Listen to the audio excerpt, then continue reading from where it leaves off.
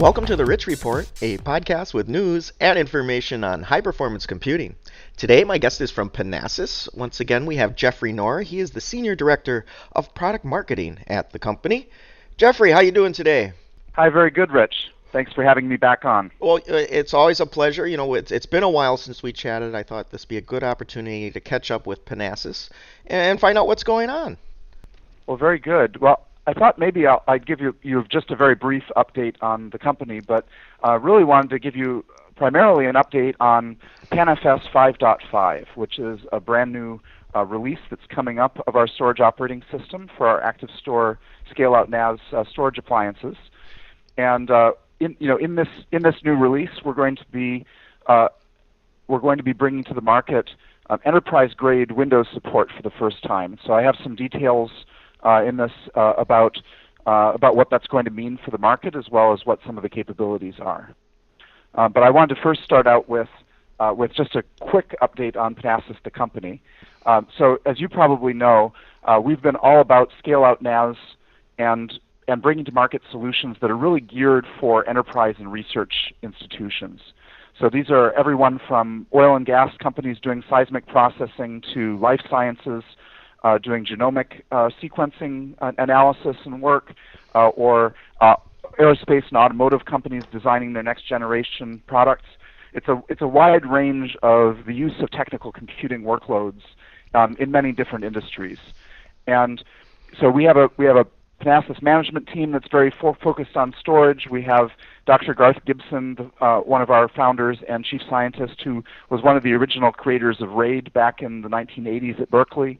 The company's VC funded today still, privately held.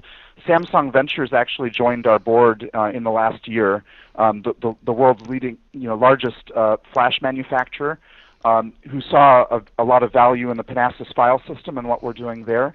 So you can guess that's going to mean more great things for Panasas when it comes to using flash memory in the future. And we've been continuing to grow every year and embrace more and more use of HPC or technical computing, depending on, or big data. All of those terms apply to us in a wide variety of markets, increasingly in enterprise accounts.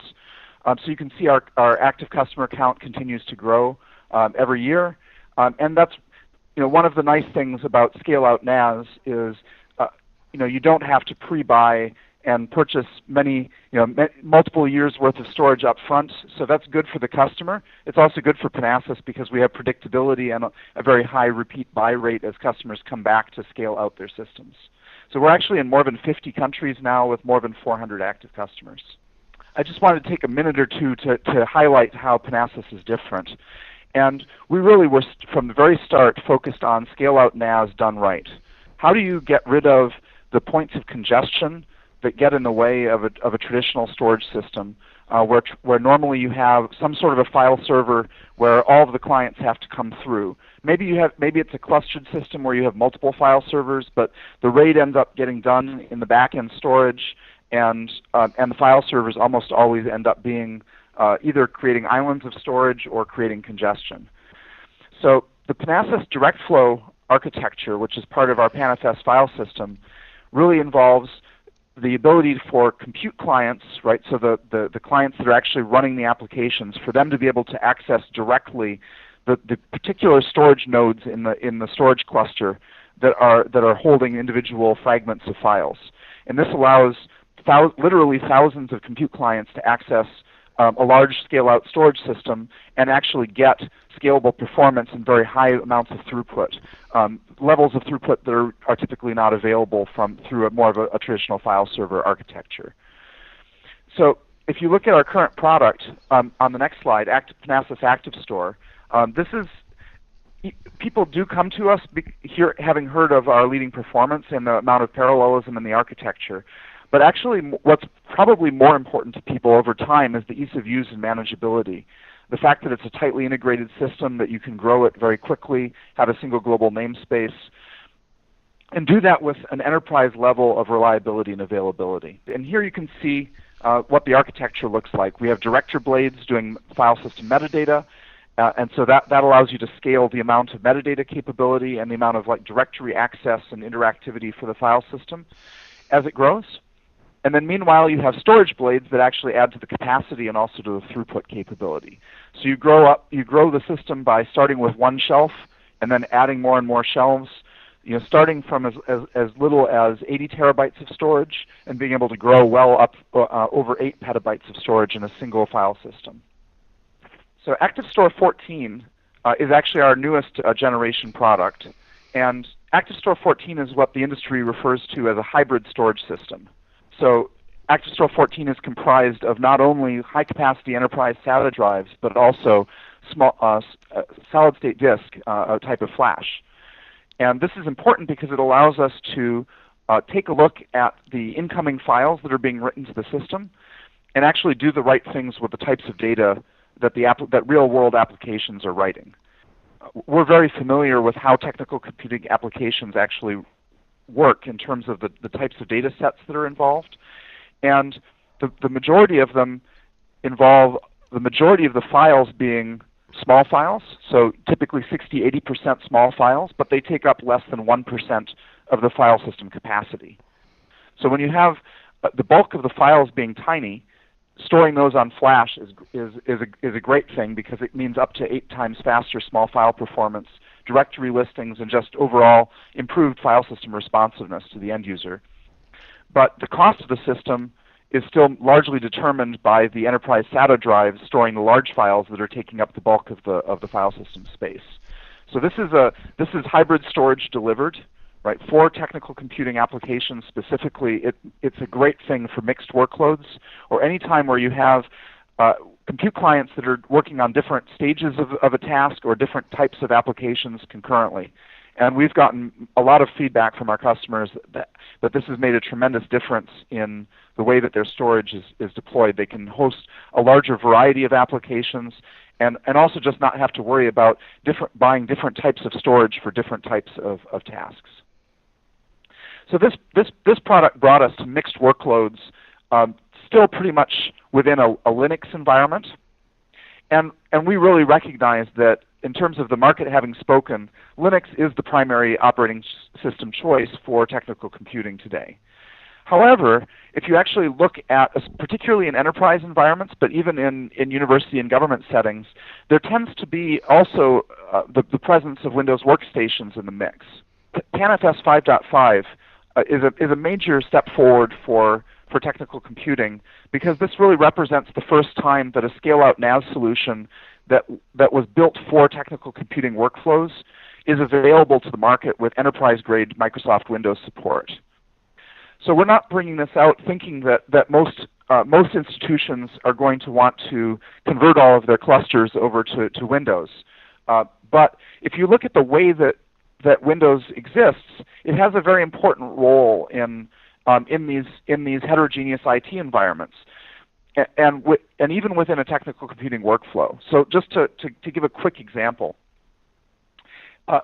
there are probably in every enterprise, in every market vertical, so whether that be life sciences or energy or manufacturing, you see a lot of workflows where the human interaction with the data tends to be done in Windows, and the cluster computing, technical computing batch process workflow tends up being done in Linux. So for example, let's just take life sciences for example. Some of the world's most advanced genomic sequencers, those specialized machines that go through and decode a genome, those tend to be attached actually to Windows workstations. Then that data gets uploaded to a storage system, like the Panasas storage system, ActiveStor. Then a large Linux cluster churns through the data and either analyzes or simulates the workload. And then the results from that technical computing run are either inspected or visualized back on the Windows workstation again.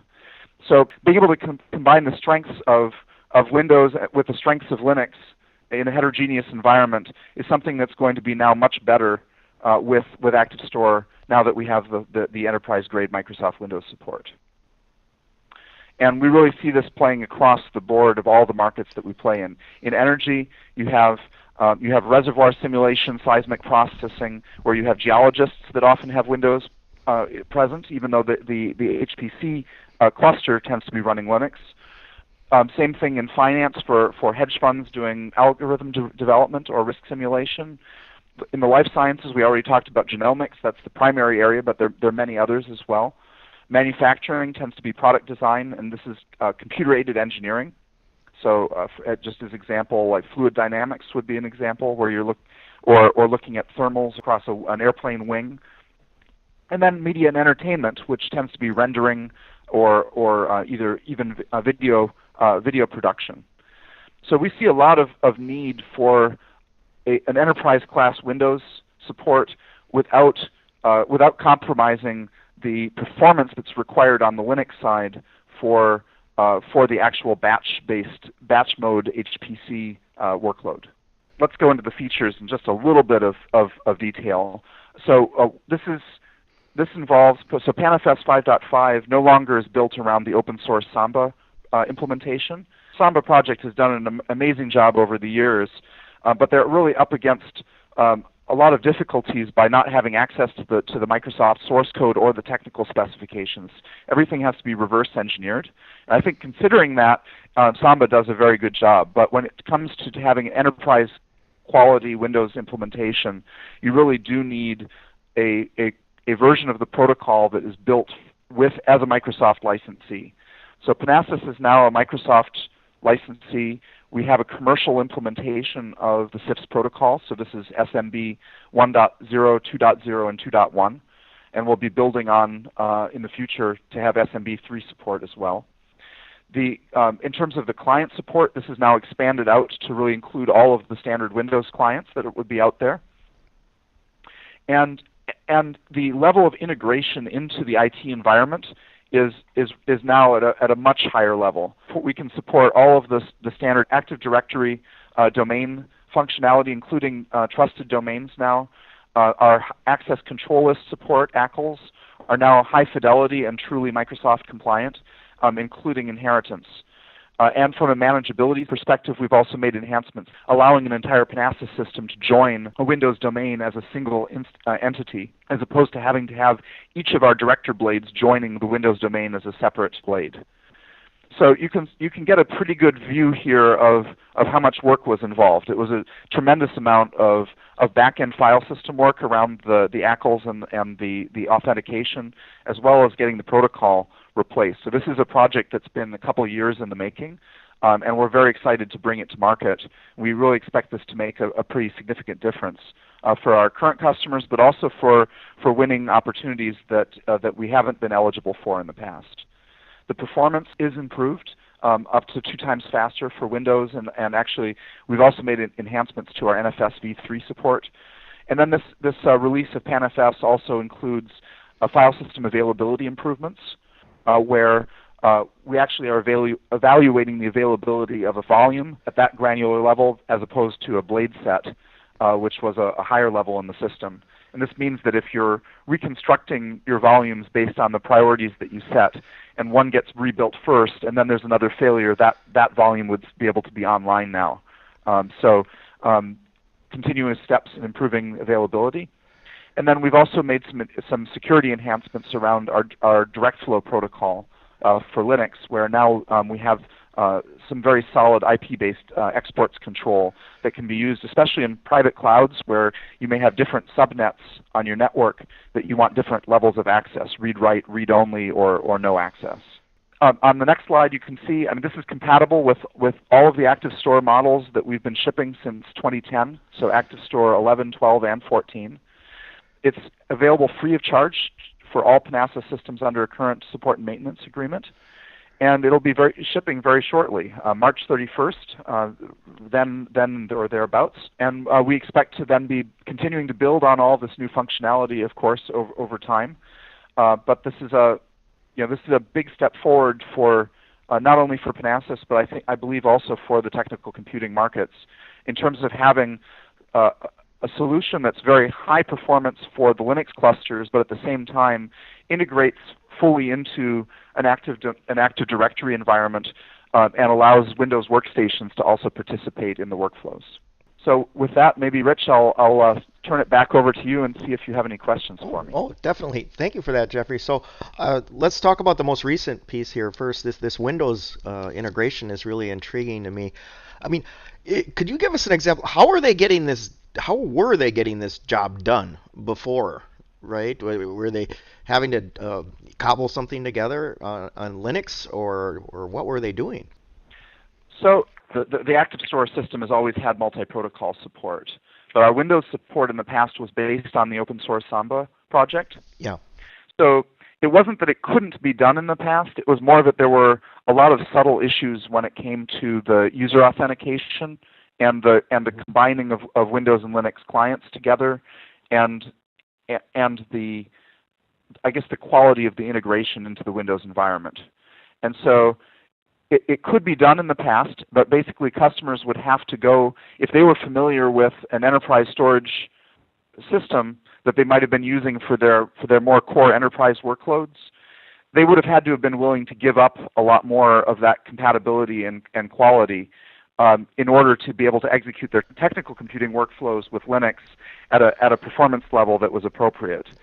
So now what we're allowing them to do is, they've probably already deployed a system like ActiveStor for their core technical computing workflows, but having this Windows support allows them to broaden out the use of the product and, for example, potentially to be storing users' home directories or other project data, where before they might have had to have purchased a separate storage system for that. And then, as far as the 5.5 release, Geoffrey, as you add storage and devices to this, do you increase the bandwidth at the same time? Right. So that's one of the best traits of the storage system. Everything scales linearly. So when you double the capacity, normally you get double the performance, providing that you have, of course, the networking and enough clients on the accessing the system. Terrific. So as you bring this out, it would seem to me you're opening the door to new markets for the company. With as you said, there's a lot of technical computing that happens over on the Windows side. Do you see this as a path to immediate growth, or is it more of a long-term play? Well, I think it's both. Yeah. Looking long term, we have been steadily increasing the level of the enterprise features in the storage system. When Panasas was born, actually about 14 years ago at this point, it was performance only, yeah, with some strong manageability. And over the years, when you now look at the capability of the system with enterprise grade snapshots, user group quotas, and now this new Microsoft compliant Windows support, the product is capable of a much wider set of workflows. It's still obviously it's still a storage system that has been really built and designed to succeed in the technical computing workflows, but increasingly it's able to be used in a broader sense. So, today, the Panasas corporate strategy is still very much to target growth inside our current markets and grow our presence. And we believe that, for example, life sciences is going to benefit tremendously from PanFS 5.5. And also the media space, and those are, especially the media market is a bit of a newer segment for Panasas, but we're seeing great things in the ability to be able to handle the high definition video formats and be able to do streaming and in conjunction with Avid systems, for example. And on the life sciences side, it's the genomic sequencers often being on Windows workstations, where we think that this is going to really improve our traction in those markets. Sure. Well, kind of a wrap-up question here, Geoffrey. We can't let you go without talking about big data and analytics. Is that an opportunity for this kind of product as well? So Panasas defines big data at a pretty broad level. Yeah. So at the level that we define it, we're absolutely about big data.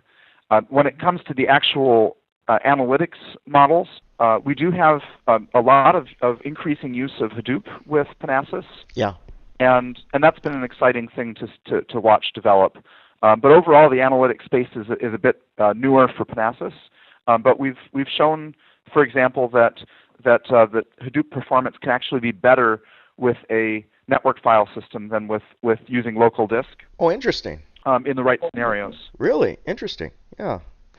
It has to do with the number of copies that are made under an HDFS file system Right. versus having one copy on Panasas. So that's an advantage from a TCO standpoint. But then the fact that often jobs in Hadoop are deployed to a node that don't have access to the data locally, there ends up being a lot of network traffic, even in a traditional Hadoop environment. So with Panasas, the data is always available via the network, high performance, to all of the clients all of the time. Mm-hmm. And so in reality, there ends up being a lot of network storage access in both with a network file system as well as with a traditional HDFS approach. And so a lot of customers have found that the ease of manageability and the other advantages of having a centralized storage approach is you actually don't need to sacrifice a tremendous amount of performance to be able to embrace network storage. Well, this is fascinating, Geoffrey, and I want to thank you once again for coming on the show today. Okay, well, thank you very much for having me. You bet, you bet. Okay, folks, that's it for the Rich Report. Stay tuned for more news and information on high performance computing.